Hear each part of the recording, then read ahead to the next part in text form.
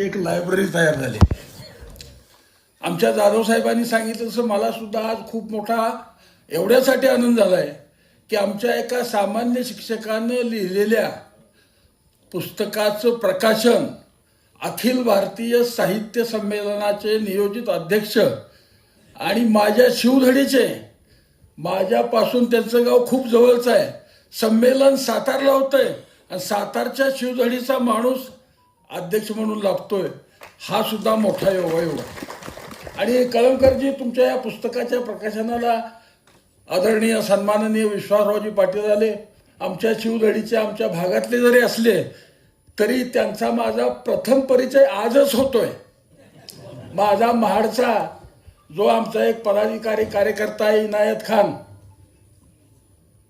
त्यांचा आपला परिचय आहे. आपण रायगडला सीईओ म्हणून काम करत असताना आलेला आहे. परवा सुद्धा आपण गेला होता रायगडला. तर जाधव साहेबांनी जे सांगितलं वाचाल तर वाचाल, हे खरं आहे. आणि भास्करराव पाटील, हा नाही त्यांचं नाव माहित आहे, फक्त सगळ्यांचं लक्ष आहे का बघितलं. शिक्षण अधिकाऱ्याचं नाव गुरुजी विसरतो असं होईल का. आणि त्यांची माननीय विश्वास पाटलांची झाडाझडती आणि पानिपत, महानायक, पाटील साहेब तुमचा विश्वास बसल नाही बसल, या सगळ्या कादंबऱ्या संभाजीराव थोरात सारख्या एका सामान्य गुरुजीनं 10 वेळा 15 वेळा वाचले आणि आजही वाचतोय. अशा एका महान साहित्यिकांच्या भेटीचा योग डॉक्टर कळमकर साहेब तुम्ही करून दिलात. तुम्ही लिहित राहा, खूप लिहा, चांगलं लिहिताय.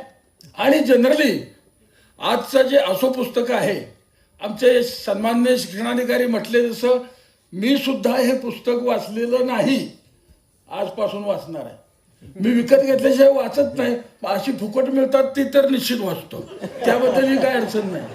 आणि एवढ्या एका मोठ्या महान साहित्यिकाचा जन्म अगदी भेडसगाव निर्ली नावाच्या छोट्याशा ग्रामीण भागात झाला.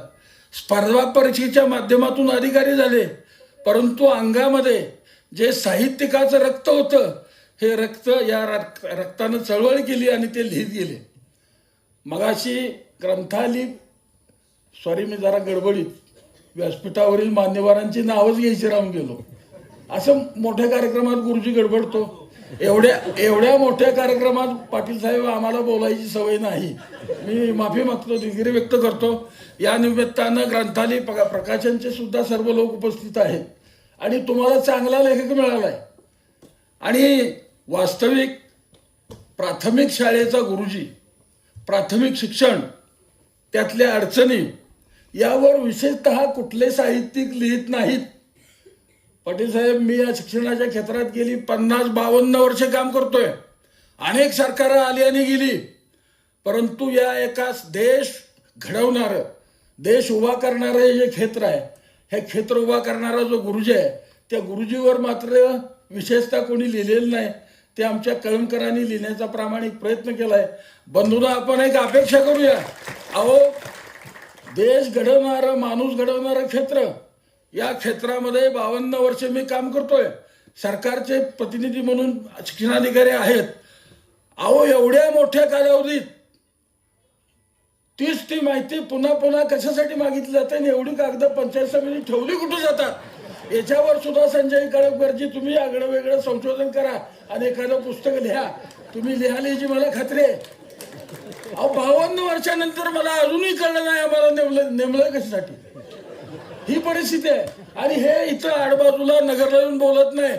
मुख्यमंत्री असले, शिक्षण मंत्री असले तरी पाटील साहेब मी बोलतो, त्या बोलायला काय भीत नाही आणि भ्यायची काय गरज बी नाही.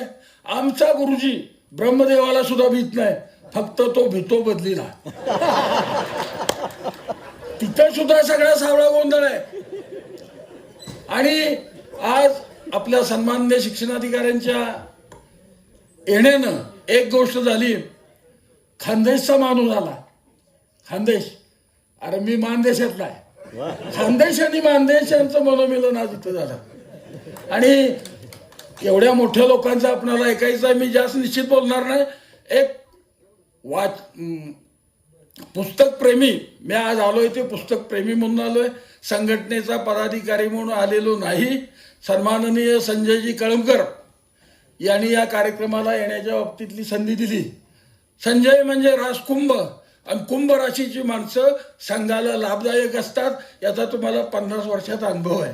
तसंच कळमकरजी सुद्धा पुढच्या कालावधीमध्ये मला वाटतं आता लवकरच सेवानिवृत्त सुद्धा होताय तुम्ही. लिखाण तर कराच, त्याबरोबर संघटनेमध्ये लिखाणातच यांचा दबदबा आहे असं नाही, तर प्राथमिक शिक्षणाच्या क्षेत्रामध्ये आणि संघटनेच्या क्षेत्रामध्ये सुद्धा संजयजी कळमकरांचा खूप मोठा दबदबा आहे. एका चांगल्या कार्यक्रमाला येण्याच्या बाबतीतली संधी तुम्ही उपलब्ध करून दिली.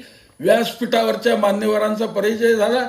आणि पाटील साहेब एका विभागातले असताना यापूर्वी परिचय नव्हता, पण आमच्या संघाच्या लोकांचं एक वैशिष्ट्य आहे, एकदा जर परिचय झाला तर तो आम्ही वाढवतो.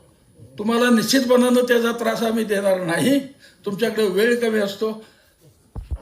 निमंत्रित करणाऱ्या आणि व्यासपीठावरच्या सगळ्या मान्यवरांना प्राथमिक शिक्षक संघाच्या वतीनं खूप खूप शुभेच्छा, त्यांचा आभार. आणि आमच्या संजयजी कळमकरांना सुद्धा तुम्ही लिहित राहा, आम्ही वाचत राहू, एवढंच त्यांना विनंती करतो. माझं नगर संपवतो. जय हिंद, जय महाराष्ट्र.